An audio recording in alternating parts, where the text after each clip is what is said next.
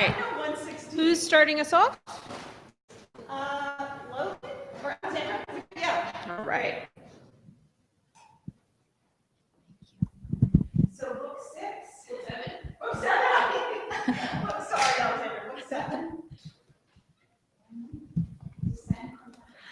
Descend from heaven, Urania, by that name, if rightfully thou art called, whose voice divine following above the Olympian hill I soar, above the flight of Pisigian wing. The meaning not thy name I call for thou, nor of the muses 9, nor on the top of old Olympus dwellst, but heavenly born. Before the hills appeared or fountain flowed, thou with eternal wisdom didst converse. Wisdom thy sister, and with her didst play in the presence of thy almighty Father, pleased with thy celestial song. Upled by thee into the heaven of heavens, I have presumed an earthly guest and drawn imperial air, thy tempering. With like safety guided down, return me to my native element, lest from this flying steed unreined, as once Bellerophon, though from a lower clime. Dismounted on the Ilian field I fall, erroneous there to wander and forlorn. Half yet remains unsung, but narrower bound within the visible diurnal sphere. Standing on earth, not wrapped above the pole, more safe I sing with mortal voice unchanged, to hoarse or mute through fallen on evil days. On evil days, though fallen and evil tongues, in darkness and with dangers compassed round and solitude, yet not alone while thou visitest my slumbers nightly, or when morn purples the east. Still govern thou my song, Urania, and fit audience find, though few. But drive far off the barbarous dissonance of Bacchus and his revelers, the race of the wild rout that tore the Trician bard in Rhodope, where woods and rocks had ears to rapture till the savage clamor drowned both harp and voice, nor could the muse defend her son. So fail not thou who thee implores, for thou art heavenly, she an empty dream. Say, goddess, what ensued when Raphael, the affable archangel, had forewarned Adam by dire example to beware apostasy, and what befell in heaven to those apostles, lest the like befall in paradise to Adam or his race. Charge not to touch the interdicted tree if they transgress and slight that sole command, so easily obeyed amid the choice of all tastes, else to please their appetite, though wandering.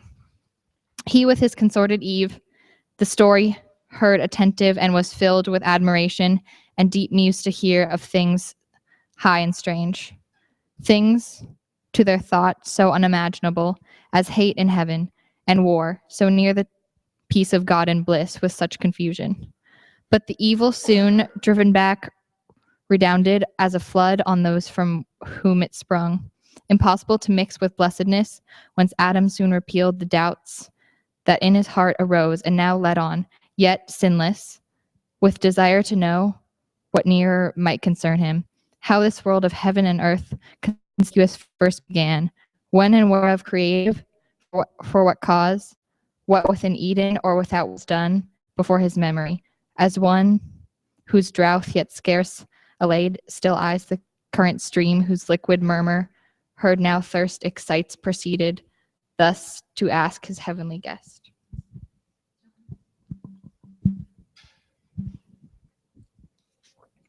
Great things and full of wonder in our ears, far differing from this world thou hast revealed, divine interpreter, by favor sent down from the Empyrean to forewarn us timely of what might else have been our loss, unknown, which human knowledge could not reach, for which the infinitely good we owe immortal thanks, and his admonishment receive with solemn purpose to observe immutably his sovereign will, the end of what we are. But since thou hast vouchsafed gently for our instruction to impart things above earthly thought, which yet concerned our knowing, as to highest wisdom seemed, deign to descend now lower to and relate what may no less perhaps avail us known. How first began this heaven which we behold, distant so high, with moving fires adorned innumerable, and this which yields or fills all space, the ambient air wide interfused, embracing round this florid earth. What cause moved the Creator in his holy rest, though all eternity so late to build in chaos, and the work begun, how soon absolved? If unforbid, thou mayst unfold what we, not to explore the secrets ask, of his eternal empire, but the more to magnify his works, the more we know. And the great light of day yet wants to run much of his race, though steep, suspense in heaven, held by thy voice. Thy potent voice he hears, and longer will delay to hear thee tell his generation and the rising birth of nature from the unapparent deep. Nor if the star of evening and the moon haste thy audience, night with her will bring silence and sleep. Listening to thee will watch, or we can bid his absence till thy song end and dismiss thee ere the morning shine. Thus Adam his illustrious guest besought, and thus the godlike angel answered mild, this also thy request with caution ask, obtain. Though to recount almighty works, what words of tongue and of seraph can suffice, or heart of man will suffice to comprehend. Yet what thou canst attain, which best may serve to glorify the Maker, and infer thee also happier, shall not be withheld thy hearing. Such commission from above I have received to answer thy desire of knowledge within bounds. Beyond abstain, to ask nor let thine own inventions hope, things not revealed, which the invisible King, only omniscient, hath suppressed in night, to none communicable in earth or heaven. Enough is left besides to search and know. But knowledge is as food, and needs no less her temperance over appetite to know and measure what the mind may well contain. Oppress else with surfeit, and soon turns wisdom to folly as nourished to wind.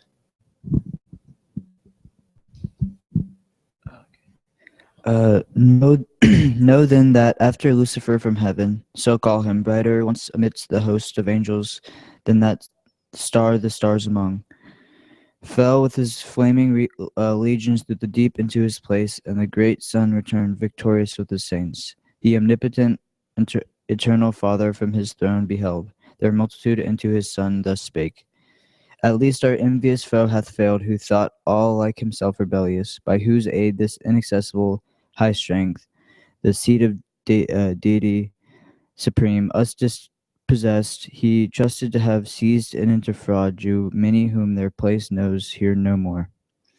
Yet far the greater part have kept, I see, their station. Heaven, yet populous retains number sufficient to possess her realms, though wide, and this high temple to frequent with ministries due and solemn rites. But lest his heart exalt him in the harm already done to have dispeopled heaven, and my damage fondly deemed, I can repair that detriment, if such it be to lose self lost, and in a moment will create another world out of one man, a race of men innumerable there to dwell. Not here till by degrees of merit raised, they open to themselves at length the way up hither, under long obedience tried, and earth be changed to heaven and heaven to earth. One kingdom, joy and union without end. Meanwhile inhabit lax ye powers of heaven, and thou my word begotten Son, by thee this I perform. Speak thou and be it done. My overshadowing spirit and might with thee I send along. Ride forth and bid the deep. Within appointed bounds be heaven and earth. Boundless the deep, because I am who fill infinitude, nor vacuous the space, though I uncircumscribed myself retire, and put not forth my goodness which is free, to act or not. Necessity and chance approach not me, and what I will is fate. So spake the Almighty, and to what he spake, his word, the filial Godhead, gave effect. Immediate are the acts of God, more swift than time or motion, but to human ears cannot without process of speech be told, so told as earthly notion can receive.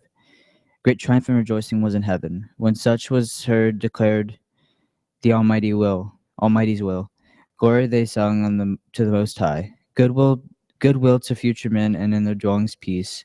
Glory to him whose just avenging ire had driven out the ungodly from his sight, and the habitations of the just, to whom glory and praise whose wisdom had ordained good out of evil to create. Instead of spirits malign a better race to bring into their vacant room and thence diffuse his good to worlds and ages infinite. So sang the hierarchies. Meanwhile, the sun on his great expedition now appeared, girt with omnipotence, with radiance crowned of majesty divine, sapience and love immense, and all his Father in him shone. About his chariot numberless were poured cherub and seraph, potentates and thrones, and virtues, winged spirits and chariots winged, from the armory of God, whose stand of old, myriads between two brazen mountains lodged against a solemn day, harnessed at hand. Celestial equipage, and now came forth spontaneous, for within them spirit lived, attendant on their Lord. Heaven opened wide her ever-dearing gates, harmonious sound on golden hinges moving, to let forth the King of Glory and his powerful word, and spirit coming to create new worlds. On heavenly ground they stood, and from the shore they viewed the vast, immeasurable abyss, outrageous as a sea, dark, wasteful, wild. Up from the bottom, turned by furious winds and surging waves, as mountain to assault heaven's height, and with the center mixed the pole.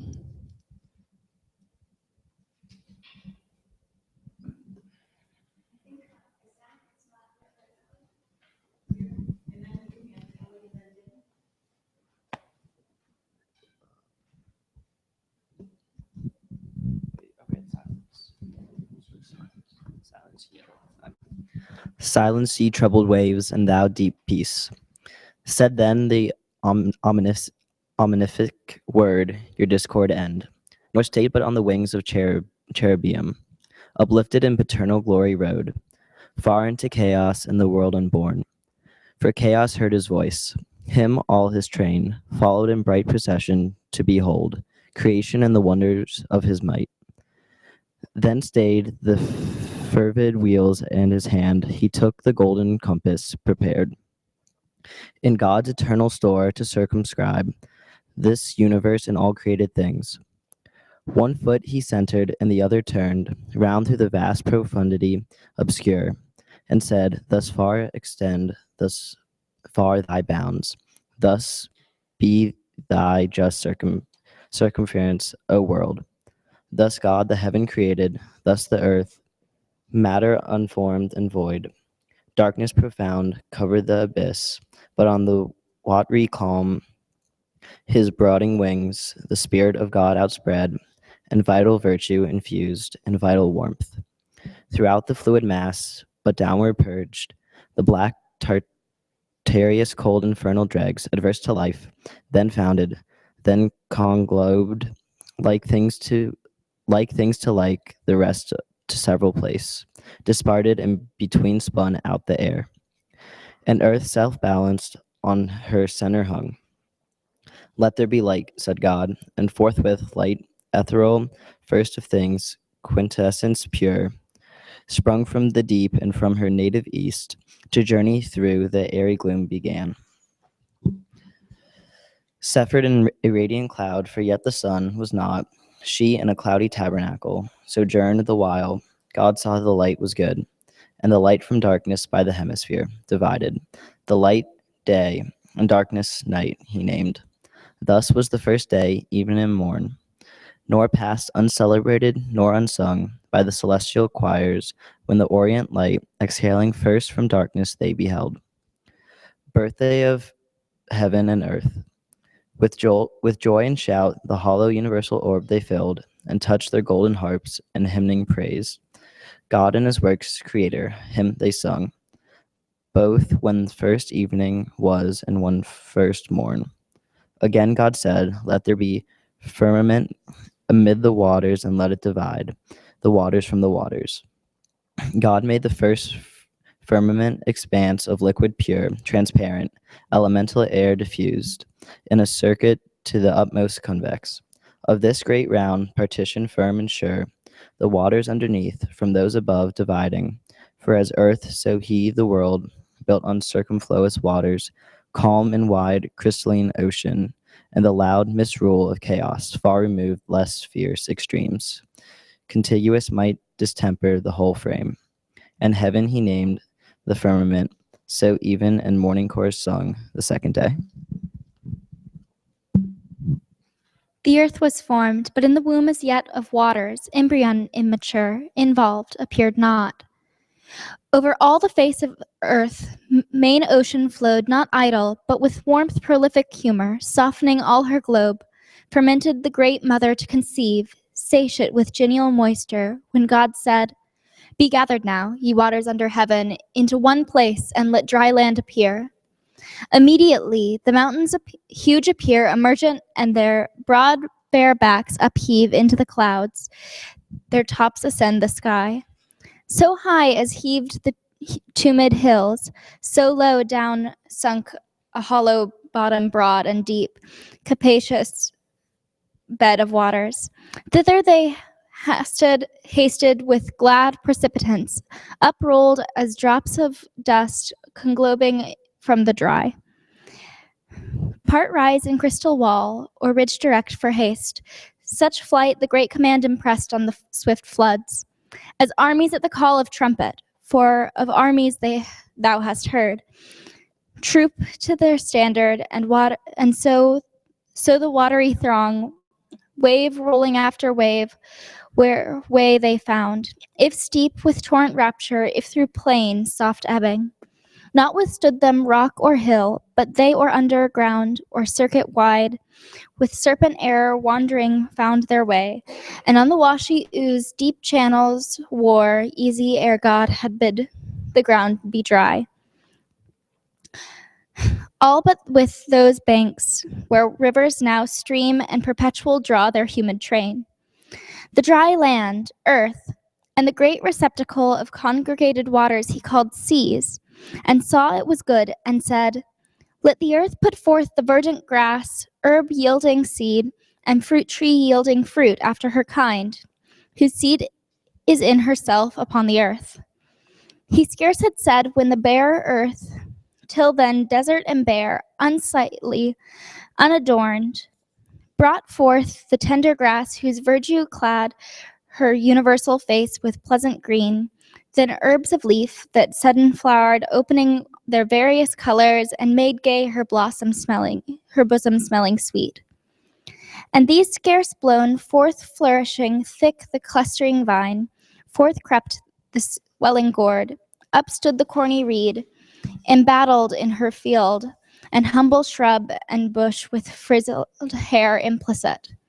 Last rose, as in dance, the stately trees, and spread their branches, hung with copious fruit, or gemmed their blossoms. With high woods the hills were crowned, with tufts and the valleys, and each fountain side, with borders long the rivers, that earth now seemed like to heaven, a seat where gods might dwell, or wander with delight, and love to haunt her sacred shades, though God had not yet reigned upon the earth, and man to till the ground none was. But from the earth a dewy mist went up, and watered all the ground, and each plant of the field, where'er 'twas in the earth God made, and every herb before it grew on the green stem, God saw it was good. So even and morn recorded the third day. Again the Almighty spake, "Let there be lights high in the expanse of heaven to divide the day from night, and let them be for signs, for seasons, and for days encircling years. And let them be for lights as I ordained their office in the firmament of heaven to give light on the earth." And it was so.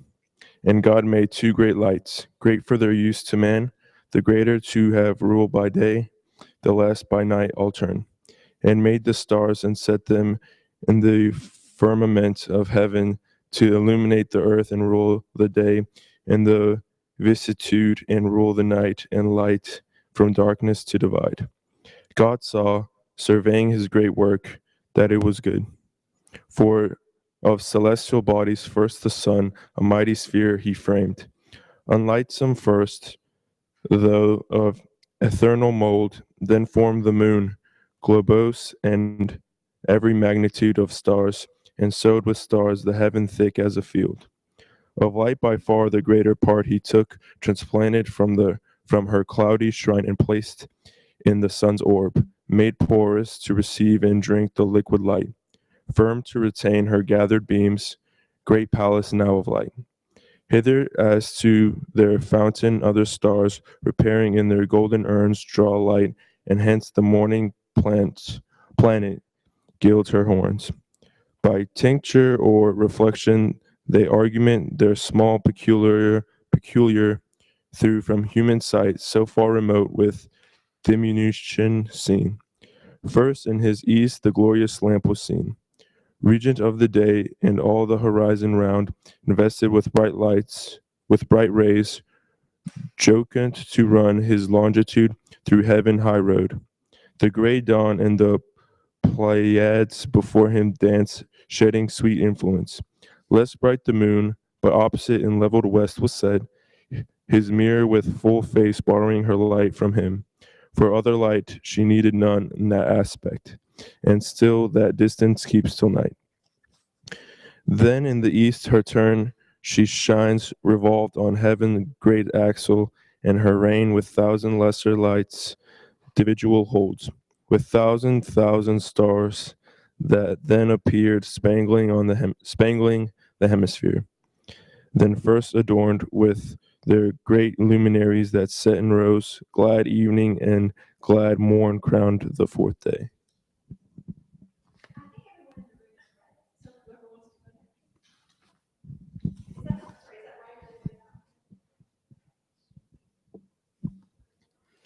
And God said, let the waters generate, reptile with spawn abundant, living soul, and let fowl fly above the earth with wings displayed on the open firmament of heaven.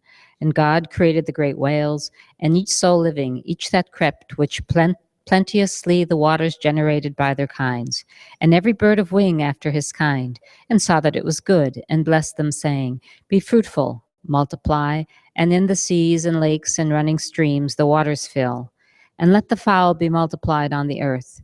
For with the sounds and seas, each creek and bay with fry innumerable swarm, and shoals of fish that with their fins and shining scales glide under the green wave, in schools that oft bank the mid-sea, part single or with mate, graze the seaweed their pasture, and through groves of coral stray, or sporting with quick glance, show to the sun their waved coats dropped with gold, or in their pearly shells at ease attend, moist nutriment, or under rocks their food in jointed armor watch, on smooth the seal, and bended dolphins play, part huge of bulk, wallowing, unwieldy, enormous in their gait, tempest the ocean. There Leviathan, hugest of living creatures, on the deep stretched like a promontory sleeps or swims, and sees a moving land, and at his gills draws in, and at his trunk spouts out a sea. Meanwhile, the tepid caves and fens and shores their brood as numerous hatch. From the egg that soon, bursting with kindly rupture, forth disclose their callow young. But feathered soon and fledged they sum their pens, and soaring the air sublime with clang despise the ground, under a cloud in prospect. There the eagle and the stork on cliffs and cedar tops their eyries build. Part loosely winged the region, part more wise in common, ranged in figure wedge their way, intelligent of seasons, and set forth their airy caravan high over seas flying, and over lands with mutual wing easing their flights. So steers the prudent crane her annual voyage, borne on winds. The air floats, as they pass, fanned with unnumbered plumes. From branch to branch, the smaller birds with song solace the woods, and spread their painted wings till even, nor then the solemn nightingale ceased warbling, but all night tuned her soft lays. Others on silver lakes and rivers bathed their downy breast, the swan with arched neck, between her white wings mantling proudly, rose her state with oary feet. Yet oft they quit the dank, and rising on stiff pennons, tower the mid-aerial sky. Others on ground walked firm, the crested cock their clarion sounds the silent hours, and the other whose gay train adorns him, colored with the florid hue of rainbows and starry eyes. The waters thus with fish replenished, and the air with fowl, Evening and morn solemnized the fifth day. The sixth end of creation last arose with evening harps and matin, when God said, "Let the earth bring forth soul living in her kind, cattle and creeping things, and beasts of the earth, each in their kind." The earth obeyed, and straight opening her fertile womb, teemed at a birth in numerous living creatures, perfect forms, limbed and full grown. Out of the ground uprose, as from his lair, the wild beast, where he wands in forest wild, in thicket, brake, or den. Among the trees and pairs they rose, they walked, the cattle in the fields and meadows green, those rare and solitary. These in flocks pasturing at once, and in broad herds unsprung. The grassy clods now cowed, now half appeared, the tawny lion, pawing to get free his hindered parts, then springs as broke from bonds, and rampant shakes his brinded mane. The ounce, the leopard, and the tiger, as the mole rising, the crumbled earth above them threw in hillocks. The swift stag from underground bore up his branching head, scarce from his mold, behemoth, biggest born of earth upheaved, his vastness. Fleeced the flocks and bleeding rose, as plants, ambiguous between sea and land, the river horse and scaly crocodile. At once came forth whatever creeps the ground, insect or worm. Those waved their limber fans for wings, and smallest lineaments exact, and all the liveries decked of summer's pride, with spots of gold and purple, azure and green. These as a line their long dimension drew, streaking the ground with sinuous trace. Not all minims of nature, some of serpent kind, wondrous in length and corpulence, involved their snaky folds and added wings. First crept the parsimonious emmet, provident of future, in small room large heart enclosed, pattern of just equality perhaps hereafter, joined in her popular tribes of commonality. Swarming next appeared the female bee that feeds her husband drone deliciously, and builds her waxen cells with honey stored. The rest are numberless, and thou their natures knowest, and gavest them names, needless to thee repeated, nor unknown the serpent subtlest beast of all the field, of huge extent sometimes, with brazen eyes and hairy mane terrific, though to thee not noxious, but obedient at thy call. Now heaven in all her glory shone, and rolled her motions, as the great first mover's hand first wheeled their course. Earth in her rich attire consummate lovely smiled. Air, water, earth, by fowl, fish, beast was flown, was swum, was walked, frequent, and of the sixth day yet remained. There wanted yet the masterwork, the end of all yet done, a creature who not prone and brute as other creatures, but endued with sanctity of reason, might erect his stature, and abright with front serene govern the rest, self-knowing, and from hence magnanimous to correspond with heaven, but grateful to acknowledge whence his good descends, thither with heart and voice and eyes directed in devotion to adore and worship God supreme, who made him chief of all his works, therefore the omnipotent eternal Father, for where is not he present, thus to his Son audibly spake.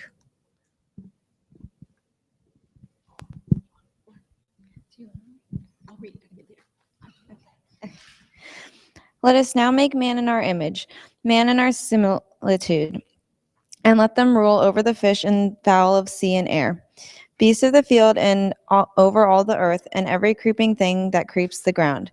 This said, he formed thee, Adam, thee, O man, dust of the ground, and in thy nostrils breathed the breath of life. In his own image he created thee, in the image of God, express, and thou becamest a living soul. Male he created thee, but thy consort female for race.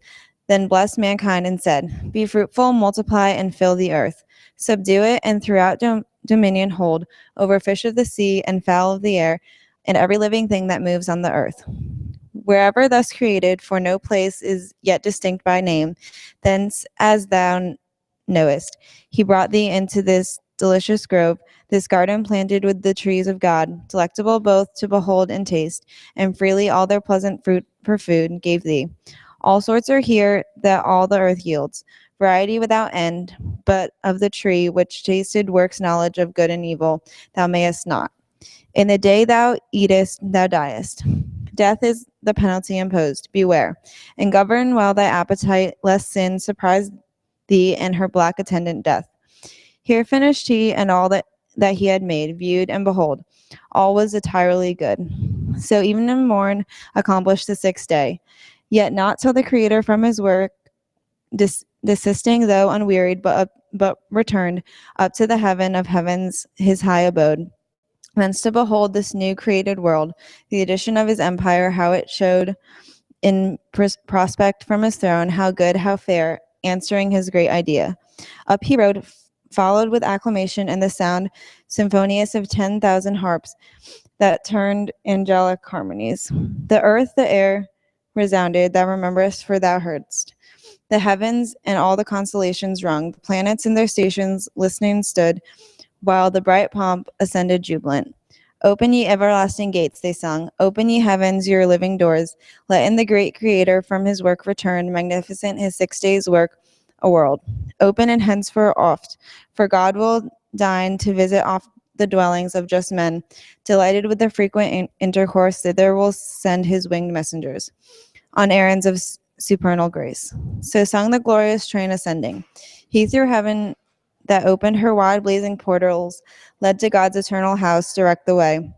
A broad and ample road whose dust is gold, and pavement stars as stars to thee appear, seen in the galaxy, that Milky Way, which nightly as a circling zone thou seest, powdered with stars. And now on earth the 7th evening arose in Eden, for the sun was set, and twilight from the east came on, for running night, when at the holy mount of heaven's high-seated top, the imperial throne of Godhead fixed, forever firm and sure, the filial power arrived, and sat him down with his great Father, for he also went invisible, yet stayed, such privilege hath omnipresence, and the work ordained, author and end of all things. And from work now resting, blessed and hallowed the 7th day, as resting on that day from all his work. But not in silence wholly kept, the harp had work and rested not, the solemn pipe and dulcimer, all organs of sweet stop, all sounds on fret by string or golden wire, tempered soft tunings intermixed with voice, choral or unison. Of incest clouds fuming from golden censers hid the mount. Creation and the 6 days' act they sung. Okay, so Ginny, are you ready? Yeah. Okay. Did you see where we are? Wait. Okay, I just lost it. Somebody tell her the line. 601. Which one? 601. 601. Mount. Okay. Creation in the 6 days acts they sung. Great are thy works, Jehovah. Infinite thy power. What thought can measure thee, or tongue relate thee? Greater now in thy return than from the giant angels. Thee that day thy thunders magnified. But to create is greater than created to destroy. Who can impair thee, mighty king, or bound thy empire? Easily the proud attempt of spirits apostate and their counsels vain thou hast repelled, while impiously they thought thee to diminish, and from thee withdraw the number of thy worshippers. Who seeks to lessen thee, against his purpose serves to manifest the more thy might. His evil thou usest, and from thence createst more good.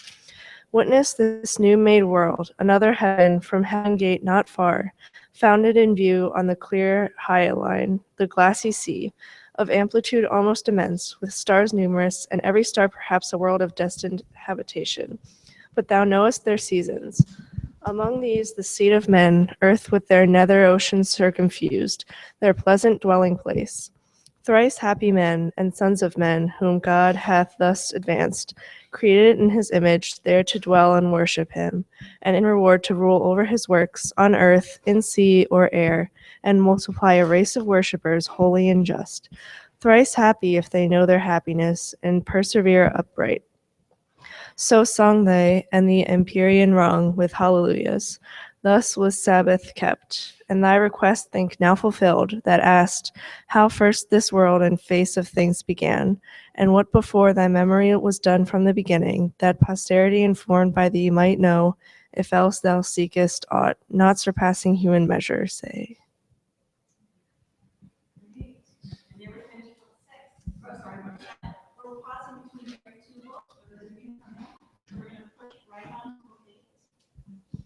Now Adam is going to start with telling Raphael, and we're going to do this. So who has it ready next?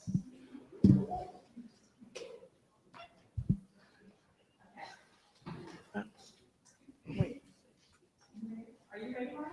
You start. Are we reading the original? No. We're not reading the original.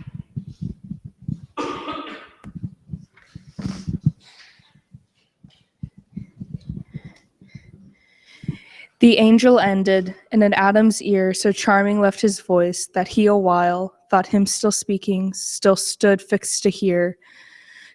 Then, as new waked, thus gratefully replied, "What thanks sufficient, or what recompense equal have I to render thee divine? Historian, who thus largely hast allayed the thirst I had of knowledge, and vouchsafed this friendly condescension to relate things else by me unsearchable, now heard with wonder, but delight, and is as due with glory attributed to the high Creator, something yet of doubt remains, which only thy solution can resolve. When I then behold this goodly frame, this world of heaven and earth consisting, and compute their magnitudes, this earth, a spot, a grain, an atom, with the firmament compared, and all her numbered stars that seem to roll, spaces incomprehensible. For such their distance argues, and their swift return diurnal, merely to officiate light round this opaqueous earth, this punctual spot, one day and night, in all their vast survey, useless besides.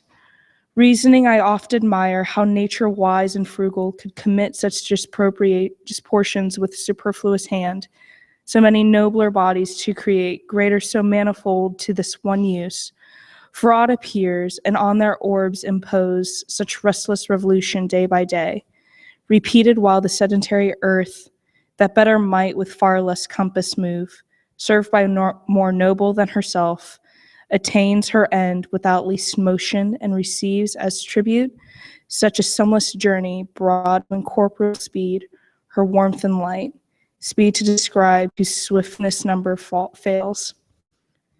So spake our sire, and by his countenance seemed, entiring on studious thoughts abstruse, which Eve perceiving where she sat retired in sight, with lowliness majestic from her seat, and grace that one who saw her wish to stay, rose and went forth among her fruits and flowers, to visit how they prospered, bud and bloom, her nursery. They at her coming sprung, and touched by her fair tendance gladlier grew. Yet went she not as with such discourse delighted, or not capable her ear of what was high. Such pleasure she reserved, Adam relating, she sole auditress. Her husband, the relator, she preferred, before the angel, and of him to ask chose rather. He, she knew, would intermix grateful digressions, and solve high dispute with conjugal caresses. Oh, sorry. From his lip that words alone pleased her.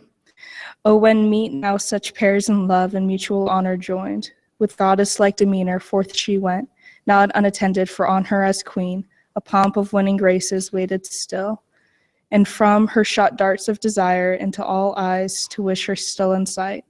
And Raphael now to Adam's stout proposed, benevolent and facile, thus replied.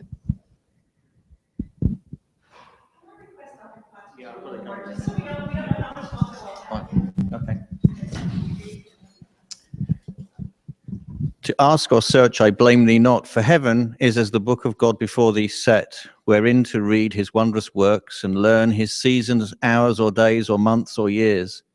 This to attain, whether heaven move or earth imports not, if thou reckon right, the rest from man or angel the great architect did wisely to conceal, and not divulge his secrets to be scanned by them who ought rather admire.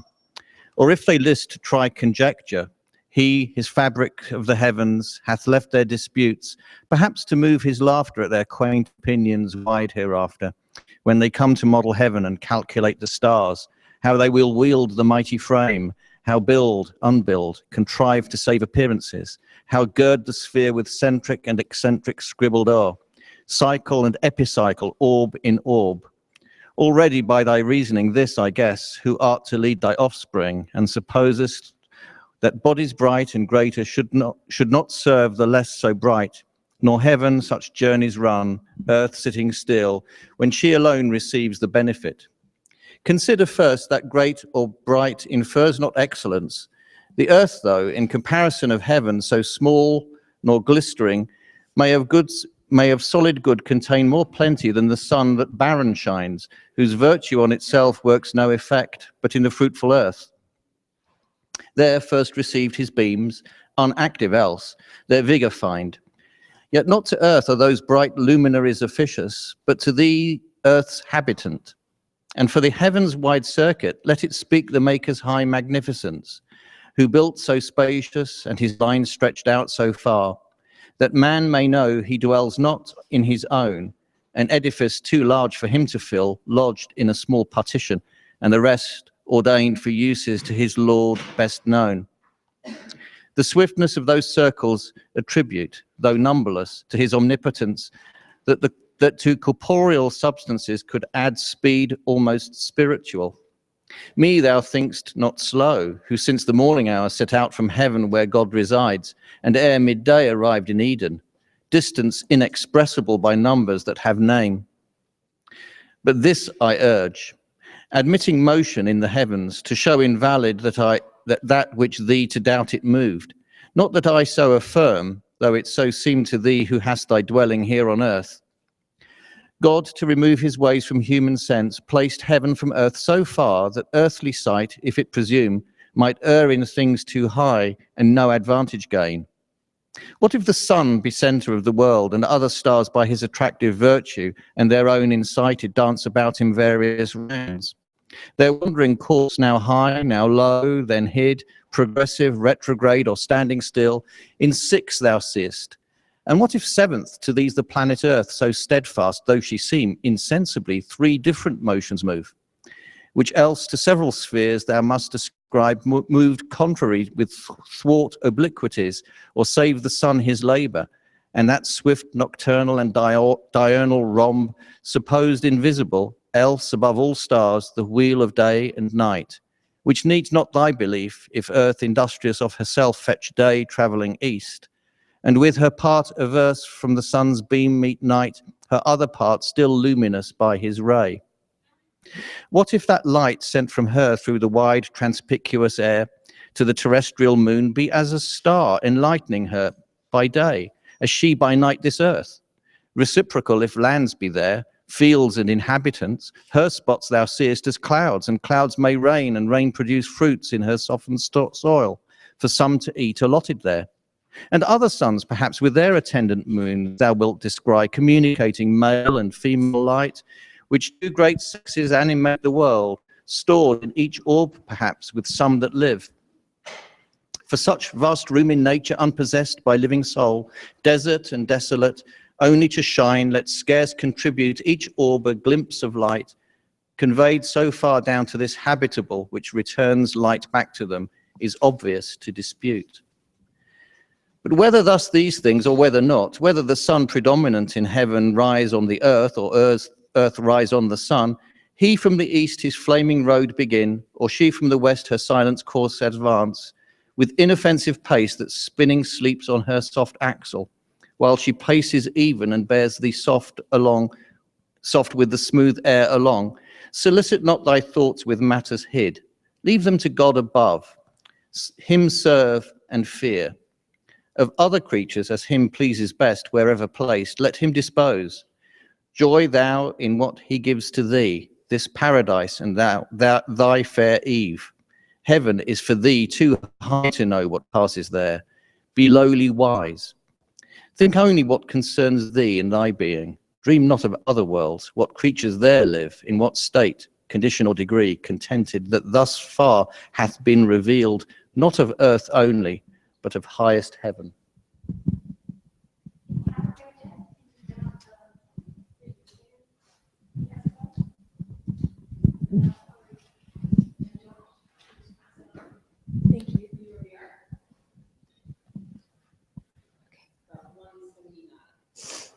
thus Adam? Okay, yeah. To whom thus Adam, cleared of doubt, replied, "How fully hast thou satisfied me, pure intelligence of heaven, angel serene, and freed from intricacies, taught to live the easiest way, nor with perplexing thoughts to interrupt the sweet of life, from which God hath bid dwell far off all anxious cares, and not molest us, unless we ourselves seek them with wandering thoughts and notions vain. But apt the mind or fancy is to rove unchecked, and of her roving is no end, till warned or by experience taught she learn that not to know at large of things remote, from use obscure and subtle, but to know that which before us lies in daily life is the prime wisdom. What is more is fume or emptiness or fond impertinence, and renders us in things that most concern, unpracticed, unprepared, and still to seek.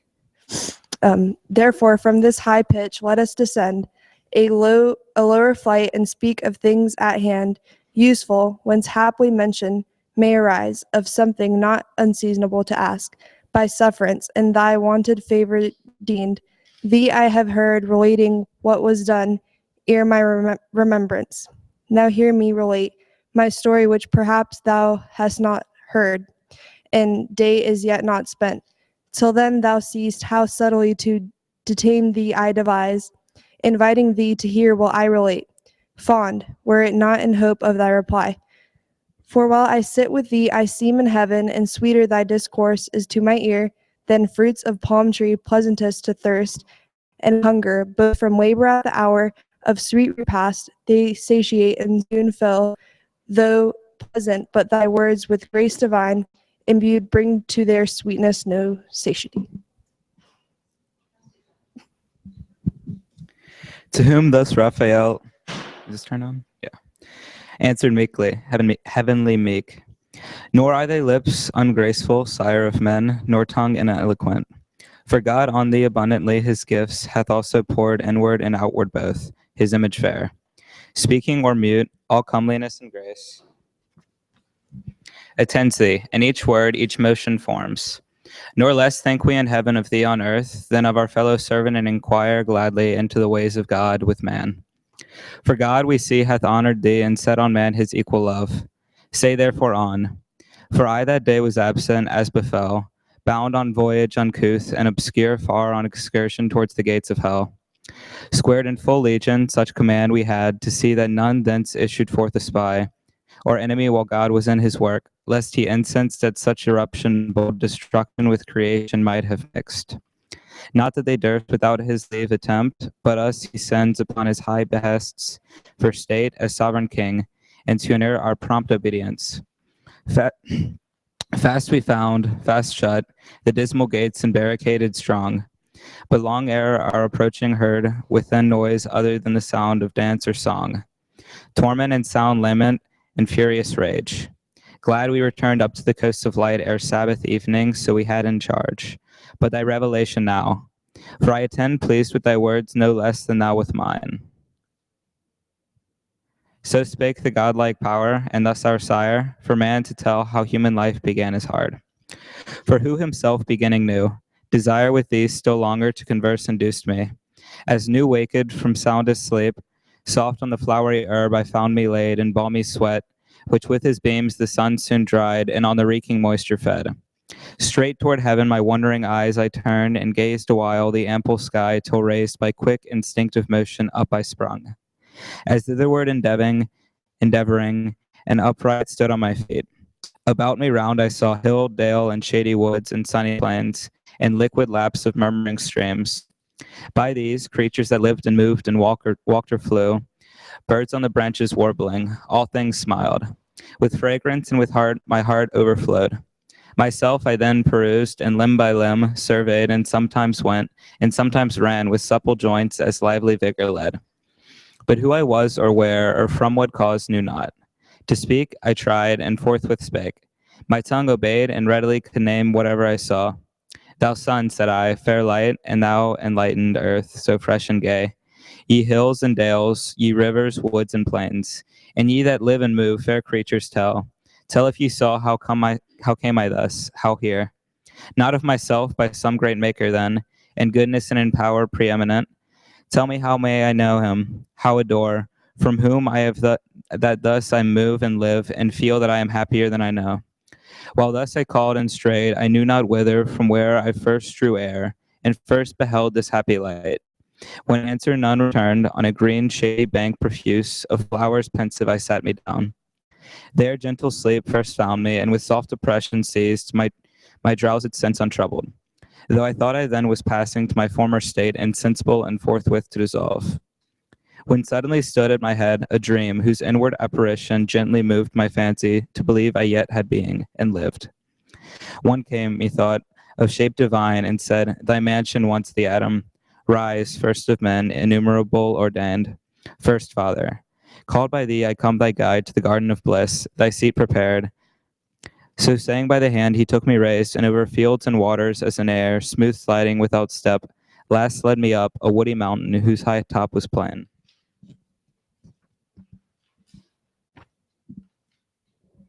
A circuit wide enclosed, with goodliest trees planted, with walks and bowers, that what I saw of earth before scarce pleasant seemed.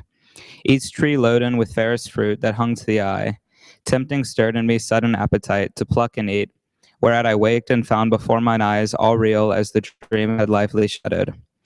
Here had new begun my wandering, had not he who was my guide, up hither from among the trees appeared, presence divine. Rejoicing, but with awe and adoration, at his feet I fell submiss. He reared me, and whom thou soughtest I am, said mildly, Author of all this thou seest, above or round about thee or beneath. This paradise I give thee, count it thine to till and keep, and of the fruit to eat. Of every tree that in the garden grows, eat freely with glad heart. Fear here no dearth. But of the tree whose operation brings knowledge of good and ill, which I have set the pledge of thy obedience and thy faith amid the garden by the tree of life. Remember what I warned thee. Shun to taste, and shun the bitter consequence. For know the day thou eatest thereof, my sole command transgressed, inevitably thou shalt die. From that day mortal in this happy state shalt lose, expelled from hence into a world of woe and sorrow. Sternly he pronounced the rigid interdiction, which resounds yet dreadful in mine ear, though in my choice not to incur. But soon his clear aspect returned, and gracious purpose thus renewed. Not only these fair bounds, but all the earth to thee, and to thy race I give, as lords possess it in all things that therein live, or live in sea or air, beast, fish, and fowl, in sight whereof each bird and beast behold after their kinds. I bring them to receive from thee their names, and pay thee fealty, with low subjection. Understand the same of fish within their watery residence, not hither summoned, since they cannot change their element to draw the thinner air. As thus he spake, each bird and beast behold, approaching two and two, these cowering low with blandishment, each bird stooped on his wing. I named them as they passed, and understood their nature. With such knowledge God endued my sudden apprehension. But in these I found not what methought I wanted still, into the heavenly vision thus presumed.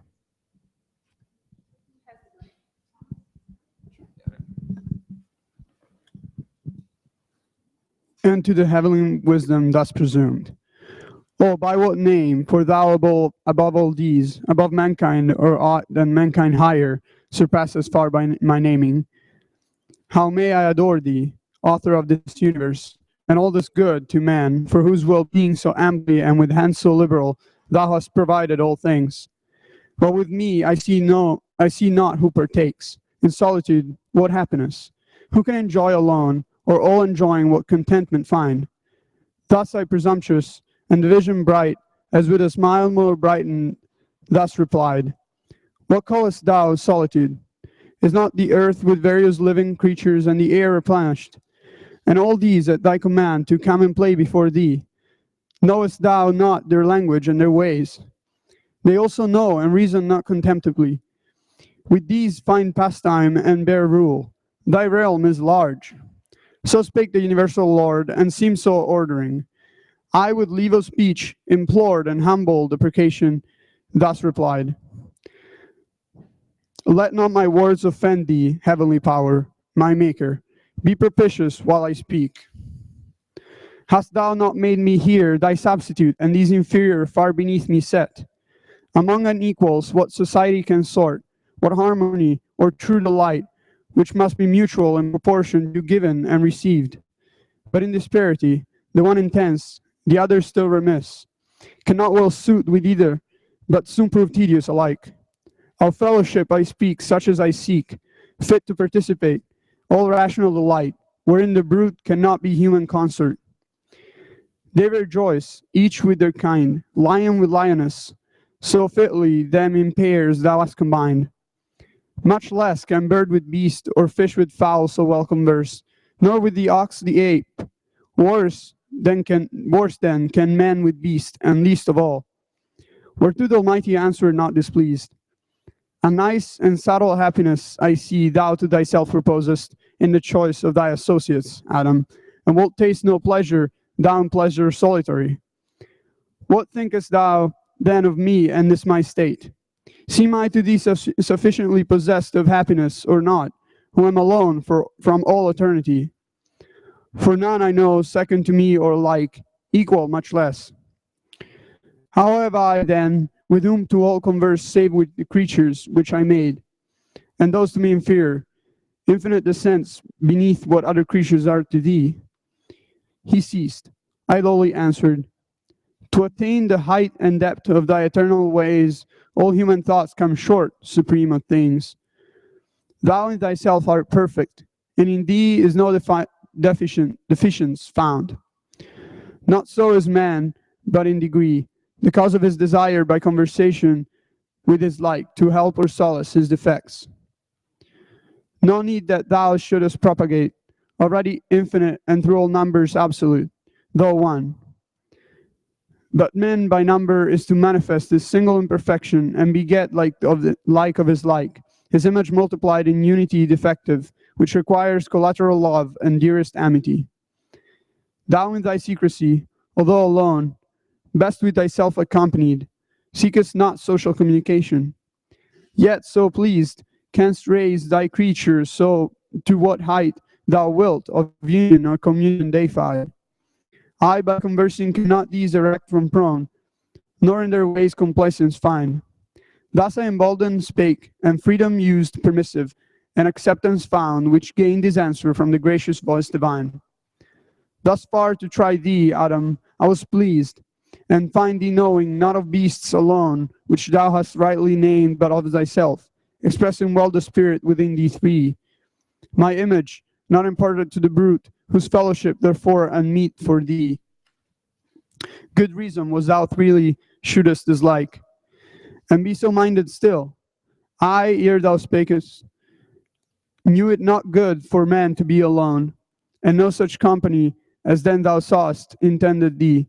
For trial only brought to see how thou couldst judge of fit and meet what next I bring shall please thee. Be assured, thy likeness, thy fit help, thy other self, thy wish exactly to thy heart's desire.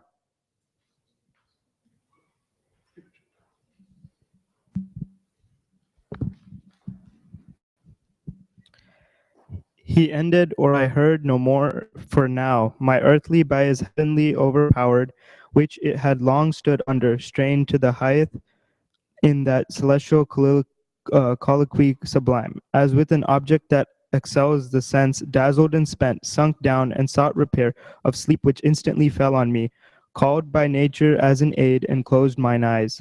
Mine eyes he closed, but open left the cell of fancy, my internal sight, by which, abstract as in a trance, methought I saw, though sleeping where I lay, and saw the shape still glorious before whom awake I stood, who stooping opened my left side, and took from thence a rib, with cordial spirits warm, and life blood streaming fresh. Wide was the wound, but suddenly with flesh filled up and healed. The rib he formed and fashioned with his hands. Under his forming hands a creature grew, man-like but different sex, so lovely fair, that what seemed fair in all the world seemed now mean, or in her summed up, in her contained, and in her looks, which from that time infused sweetness into my heart, unfelt before, and into all things from her air inspired the spirit of love and amorous delight. She disappeared and left me dark. I waked to find her, or forever to deplore her loss and other pleasures all abjure, when out of hope behold her not far off, such as I saw her in my dream, adorned with what all earth or heaven could bestow, to make her amiable. On she came, led by her heavenly Maker, though unseen, and guided by his voice, nor uninformed of nuptial sanctity and marriage rites. Grace was in all her steps, heaven in her eye, and in every gesture dignity and love. I, overjoyed, could not forbear aloud. This turn hath made amends, thou hast fulfilled thy words, Creator, bounteous and benign, giver of all things fair, but fairest this of all thy gifts, nor envious. I now see bone of my bone, flesh of my flesh, myself before me. Woman is her name, of man extracted. For this cause he shall forego father and mother, and to his wife dear, and they shall be one flesh, one heart, one soul.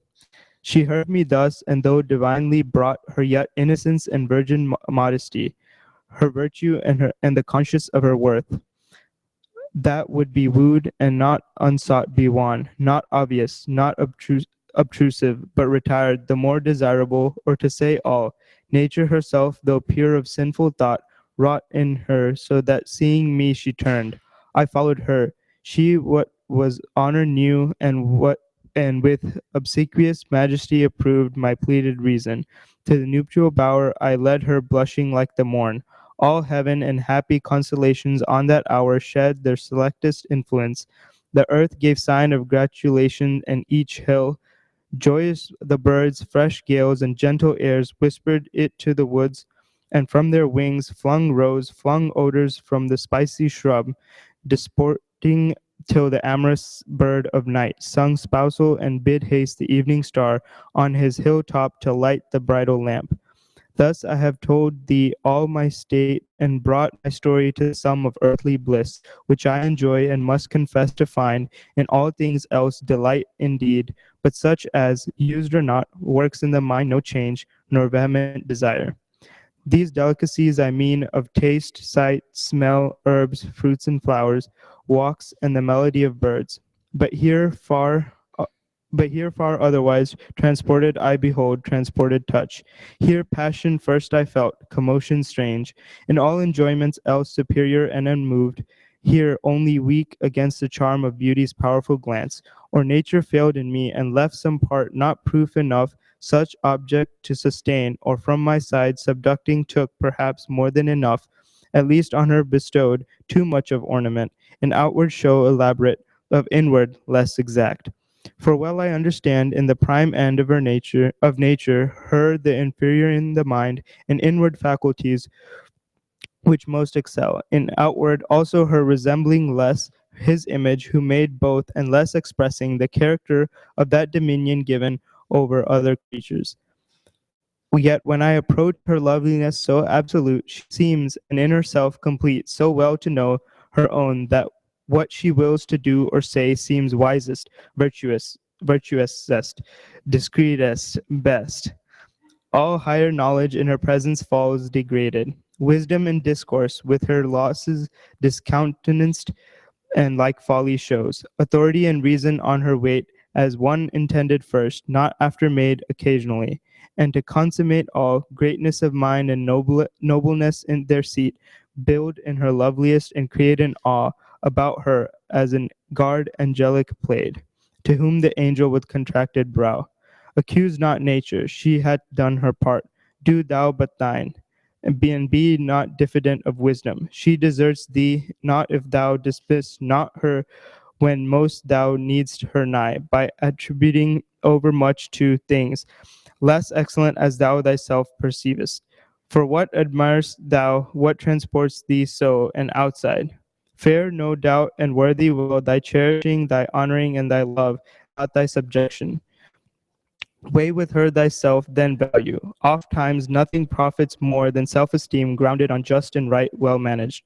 Of that skill, the more thou knowest, the more she will acknowledge thee her head, and to realities yield all her shows, made so adorned for thy delight the more, so awful that with honor thou mayst love thy mate, who sees when thou art seen least wise. But if the sense of touch whereby mankind is propagated seems such dear delight beyond all other, think the same vouchsafed to cattle and each beast, which would not be to them made common and divulged, if aught therein enjoyed were worthy to subdue the soul of man or passion in him move.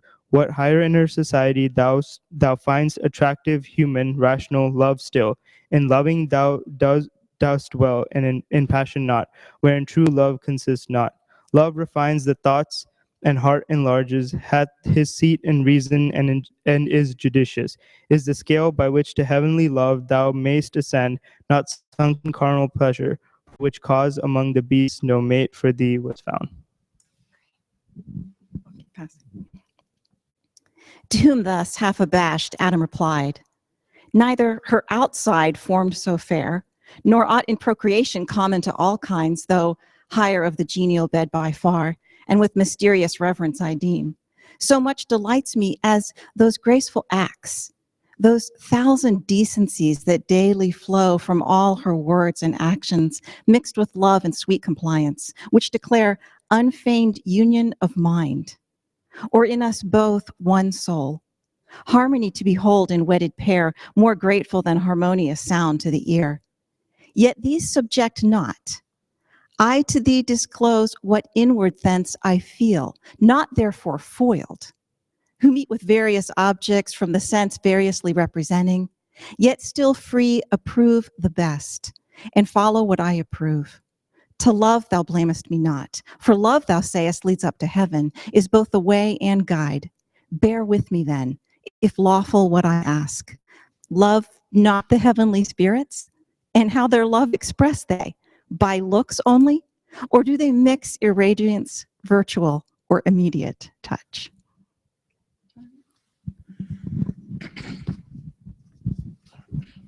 To whom the angel, with a smile that glowed celestial rosy red, love's proper hue, answered, let it suffice thee that thou knowest us happy, and without love no happiness. Whatever pure thou in the body enjoyest, and pure thou wert created, we enjoy in eminence, an obstacle find none of membrane, joint, or limb, exclusive bars. Easier than air with air, if spirits embrace, total they mix, union of pure with pure desiring.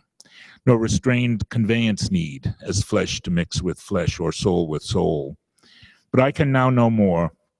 The parting sun beyond the earth's green cape and verdant isles, Hesperian sets, my signal to depart. Be strong, live happy, and love. But first of all, him whom to love is to obey and keep his great command. Take heed, lest passion sway thy judgment to do aught which else free will would not admit. Thine and of all thy sons, the weal or woe in thee is placed. Beware. I in thy persevering shall rejoice, and all the blessed. Stand fast. To stand or fall free in thine own to stand or fall free in thine own arbitrament it lies. Perfect within, no outward aid require, and all temptation to transgress repel. So saying, he arose, whom Adam thus followed with benediction. Since to part, go, heavenly guest, ethereal messenger, sent from whose sovereign goodness I adore. Gentle to me and affable hath been thy condescension, and shall be honored ever with grateful memory. Thou to mankind be good and friendly still, and oft return. So parted they, the angel up to heaven from the thick shade, and Adam to his bower.